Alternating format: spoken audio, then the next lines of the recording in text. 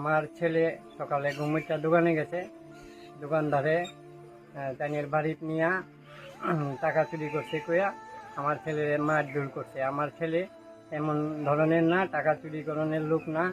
হ্যাঁ, আমার ছেলে যে মারধর করার পরে আমার ছেলে বাড়িতে আয়া কই থেকে বিষ নিয়ে বিষ খাইয়া লাইছে। খাওয়ার পরে লাস্ট মুহূর্তে হঠাৎ করে আমরা খোঁজাখুঁজি করে দেখলাম, দেখার পরে হসপিটালে লয়ে গেলাম গা।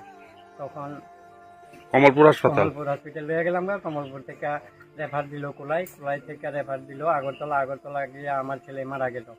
আমার ছেলে পড়াশোনার দিকে ভালো, আমার ছেলে চুরি করছে এমন গ্রামবাসী করতে পারতো না কোনোদিন, আমার থেকেও চুরি করছে না কোনোদিন, কেউ থেকেও করছে না এমন ছেলে আমার। আচ্ছা, আপনার ছেলের বয়স কত? আমার ছেলের বয়স 15 বছর। কোন ক্লাসে পড়তো? 10-এ পড়তো। কোন স্কুলে?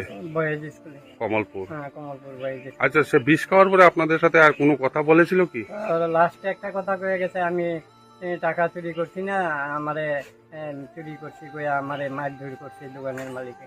এই কথাটা আমার লাস্ট কথা কইয়া গেছে। আর তার ছোট বোনরে কইয়া গেছে, মা বাবারে দিছে। সে কিছু লিখে হসপিটালে কইয়া গেছে, সে কোনো কাগজে কিছু লিখে রাখলো? একটা লিখিত লেখা গেছে।